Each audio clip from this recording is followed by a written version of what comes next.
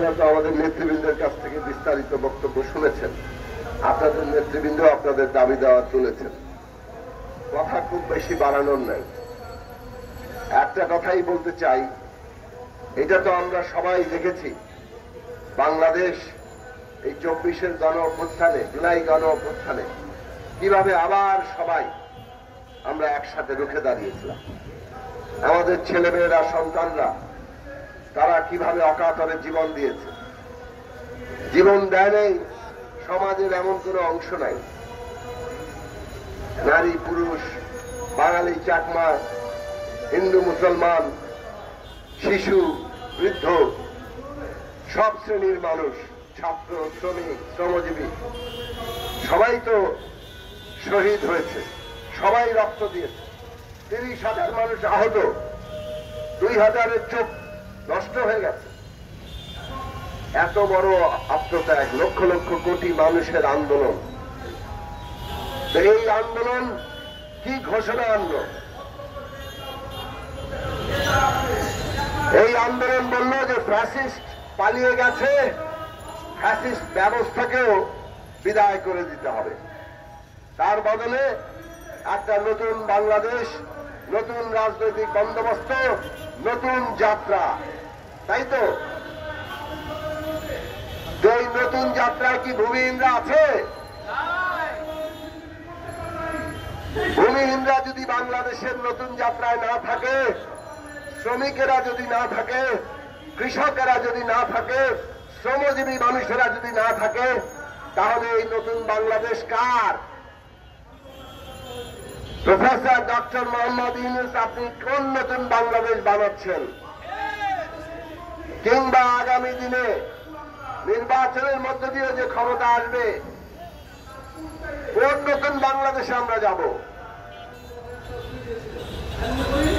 আজকে যে কোনো দেশের একটা বিপ্লবী পরিবর্তন, সেটা যদি ঠিক মতো এগোতে হয়, তাহলে তার প্রথম যে জায়গায় হাত দেওয়া দরকার সেটা হচ্ছে ভূমি। ভূমি সংস্কার ছাড়া কোন সত্যিকার পরিবর্তন হয় না।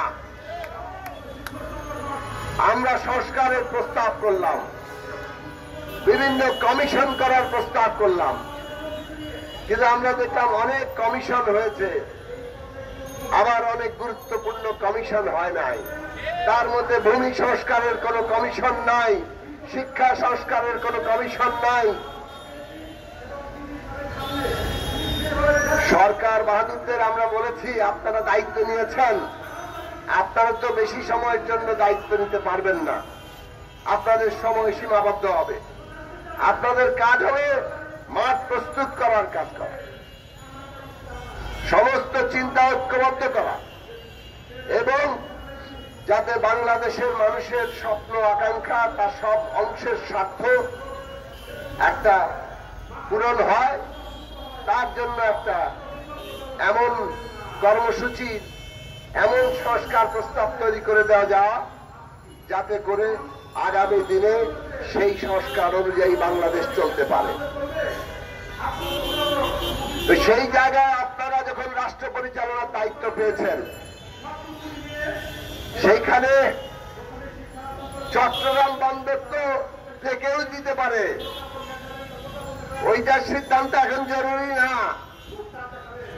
জরুরি হচ্ছে বাংলাদেশের ভূমিহীনদের ব্যাপারে সিদ্ধান্ত নেওয়া।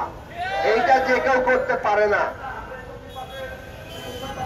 আমরা যখন ক্ষমতায় দেখেছি বিভিন্ন নির্বাচিত সরকারকে, তারা যে সমস্ত লোকের দ্বারা নির্বাচিত হয়ে আসে, যত রকম খুঁটিতে বাধা থাকে, তাতে এই খুঁটিতে বাধা লোকেরা ভূমি সংস্কার করার মতো অবস্থায় থাকে না।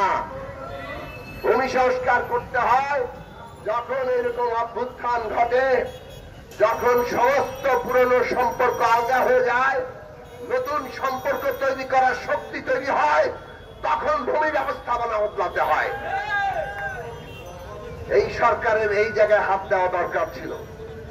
তাহলে বাংলাদেশের মানুষের এই যে আজকে পরিস্থিতি, গরিব প্রান্তিক মানুষ, মেহনতি মানুষ, যারা শ্রম দেয়, যারা সম্পদ তৈরি করে, তাদের জীবনে একটা পরিবর্তন আসতো, তাদের জীবনে অভ্যুত্থানের প্রভাব পড়ত। আর এইভাবে সারা দেশের একেবারে তলা থেকে মানুষ ঐক্যবদ্ধ হয়ে গেলে তাকে আর দাবিয়ে রাখার শক্তি কারো নাই। সেই জায়গায় আমাদের যাওয়া দরকার, কিন্তু আমরা সরকারকে সেই সব দিকে খুব আগ্রহী দেখতে পাচ্ছি না। আমরা সরকারকে দেখতে পাচ্ছি একটা বিশেষ দল তাদের সরকারে পরিণত হয়ে যাচ্ছে।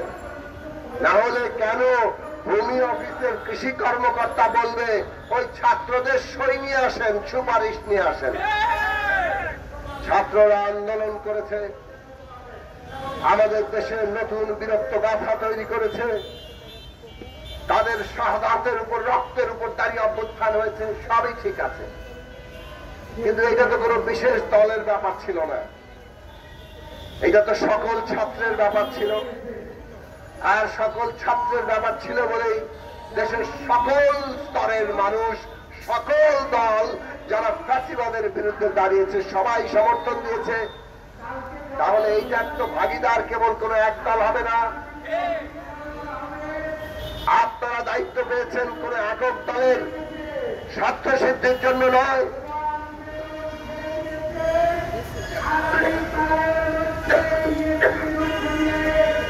এর আগে ওই ভূমি অফিস কিংবা কৃষি অফিসে সরকারি দলের সুপারিশ ছাড়া, ঘুষ ছাড়া কোনো কিছু হতো না। অভ্যুত্থানের পরে মানুষ আশা করেছে এখন আর ঘুষ দিতে হবে না, এখন আর কারোর সুপারিশ লাগবে না, যেটা ন্যায্য দাবি সেটা পূরণ হবে। আপনারা নতুন সুপারিশওয়ালা তৈরি করেছেন, নতুন লেনদেনের ব্যবস্থা তৈরি করেছেন। এইটা তো অভ্যুত্থানের আকাঙ্ক্ষার সাথে যায় না, বরং সরাসরি অভ্যুত্থানের আকাঙ্ক্ষার সাথে বিশ্বাসঘাতকতা করে। আপনারা বলবেন আপনাদের ছোট সরকার, এত দিকে দেখার মতো চোখ নাই। নীতি থাকলে আর তার বাস্তবায়নের ইচ্ছা থাকলে ওই তলায় এত ক্ষমতা নাই যে সবকিছু তারা ঠেকিয়ে দিতে পারে। সরকার যা সিদ্ধান্ত নেয়, দেশের আমলাতন্ত্র, দেশের সমস্ত প্রশাসনের লোকেরা সেটা বাস্তবায়ন করতে বাধ্য।